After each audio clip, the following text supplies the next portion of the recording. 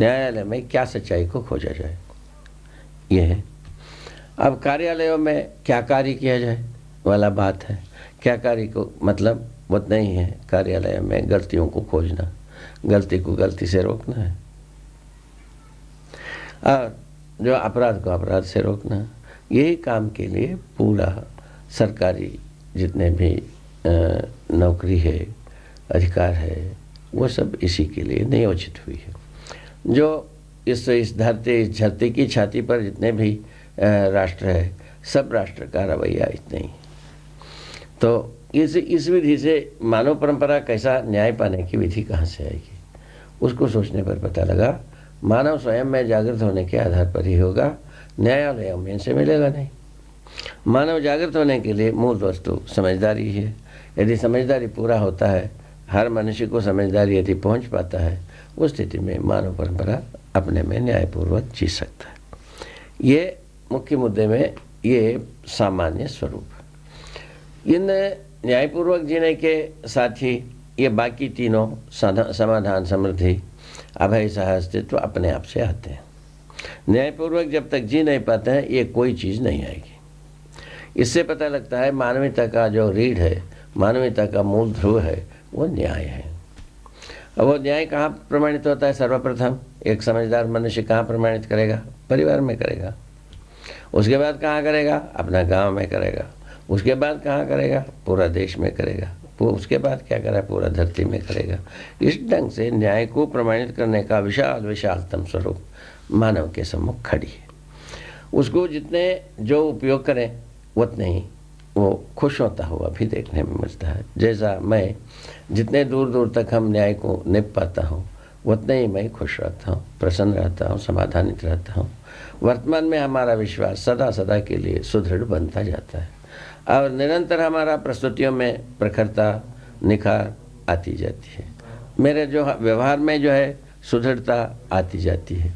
तो ये सब चीज़ें हमारा अनायास ही उपलब्ध होने वाली वस्तुएं हुई, जिसके लिए पहले से ये बहुत पुण्य से मिलता है, उससे मिलता है कहते रहे। इसमें पुण्य गिरने की कोई मतलब नहीं है। पुण्य का मतलब यदि हमको समझ में आया वही है, ये समझदार हो जाना ही पुण्य है, और कोई पुण्य नहीं है, और कहीं कोई पुण्य का माने आसार भी नहीं है। यदि पुण्य का नाम यदि सार्थक होना है, मनुष्य अपने में समझदार होना ही है। मनुष्य समझदार होने के उपरांत मनुष्य में स्वयं में अपने योग्यताएं, क्षमताएं, पात्रताएं अपने आप से प्रमाणित होना शुरू करता है।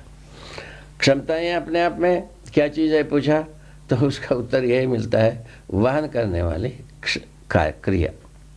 वहन क्या करता है? भ्रम को वहन करता है या जागृति को वहन करता है, और तीसरे प्रकार की कोई वाहन होने वाला नहीं है। जब तक भ्रमित रहेगा और तब तक जागृति नहीं है। जब जागृत हो गए फिर भ्रम का कोई अर्थ ही नहीं है, भ्रम का लवलेश नहीं है।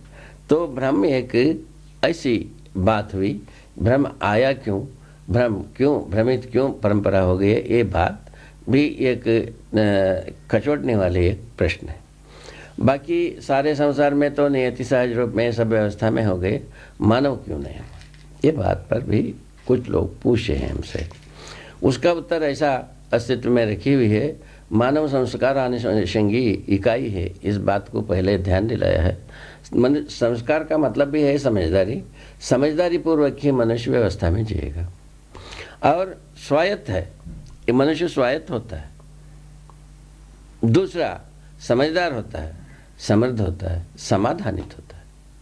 सुख के लिए चारों पदार्थ आवश्यक है, समाधान भी आवश्यकता है, समृद्धि भी आवश्यकता है, वर्तमान में विश्वास अर्थात अभय आवश्यक है, और सहअस्तित्व आवश्यक है ही।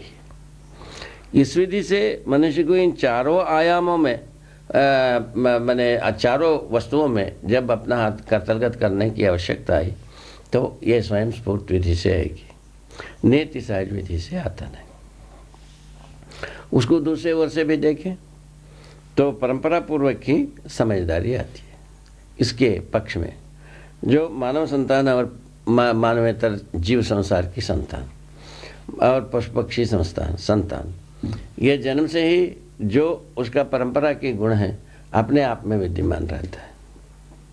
उनको कोई कॉलेज की ज़रूरत नहीं, स्कूल की ज़रूरत नहीं, कचहरी की ज़रूरत नहीं, कहीं उनको फरियाद करना है। अपने आप में उनका गुण समाहित रहता है। जैसे जैसे आगे बढ़ते हैं वो सारे गुण उसमें ये प्रस्फुटित हो जाती है, माने पोषित हो जाता है, पुष्ट हो जाता है, प्रमाणित हो जाता है। जैसा गाय के बच्चे गाय के जैसे ही जीना सीखा ही रहता है। ये क्या गई वंशानुषंगी विधि से शरीर के अनुरूप जीने की काम वो जीवों में रहता है। वो शरीर के अनुरूप जीने का काम मनुष्य में भी रहती है। मनुष्य में वहाँ तक प्रकृति प्रदत्त रूप में ही है। और उसके बाद आता है पुरुषार्थ और परमार्थ। पुरुषार्थ परमार्थ के आधार पर मनुष्य समझदार होना बनता है। समझदार होने के आधार पर ही हम सारा भ्रम से मुक्त होते हैं। भ्रम से मुक्त होने का मतलब जीवों के सदृश जीने की कार्यकलाप, शास्त्र, व्यवस्था और अध्ययन, शिक्षा, इन सभी पचड़े से छूट पाते हैं। अभी तक कि हमको जो कुछ भी मिला है वो यही मिला है, पशुओं के सदृश जिया करो। उसका उदाहरण, उसका गवाही पहले से ही प्रस्तुत किया। तो लाभोन्माद, कामोन्माद, भोगोन्मादी प्रवृत्तियों के लिए शास्त्रों को पढ़ाए थे ही। इन शास्त्रों को पढ़ाने का मतलब भी ये होता है तो जीवन के सदृश जिया करो। तो जबकि मनुष्य जीव नहीं है, जीव से भिन्न है, जीव से भिन्न प्रकार की प्रवृत्ति वाला है। जीवों में माने बहुमुखी माने अभिव्यक्ति नहीं है। मनुष्य में बहुमुखी अभिव्यक्ति है। मनुष्य जो है ना समाधान चाहता है, गाय गोरू कोई भी समाधान चाहते नहीं हैं। और जो मनुष्य जो है ना समृद्धि चाहता है, मगर पशु पक्षी जो कोई समृद्धि कुछ नहीं चाहते हैं। और उसमें भी कोई तर्क आता है, कोई चिरे चुनगुन चीटी, ये सब भी ये भी तो संग्रह करते हैं। इस प्रकार की बात आती है। वो ये जो उपलब्धि के आधार पर संग्रह करते हैं, शोषण से वो संग्रह नहीं करते। उपलब्धि रहती है ला करके उनका काम करने का आदत है। काम करने के आधार पर चींटी भी ला करके कुछ इकट्ठा किया रहता है और मधुमक्खी भी किया रहता है, कुछ पक्षी भी किए रहते हैं। किंतु हाथी कुछ भी संग्रह नहीं करता है, बाघ नहीं करता है, भालू नहीं करता है, ये कोई भी संग्रह करते नहीं है। ये तो आप देखते हैं। तो जो ये भी नहीं करता है, एक जो सुअर जो होता है ये भी कोई संग्रह करता नहीं है। ये सब चीज़ें आप हमारे सम्मुख रखी हुई।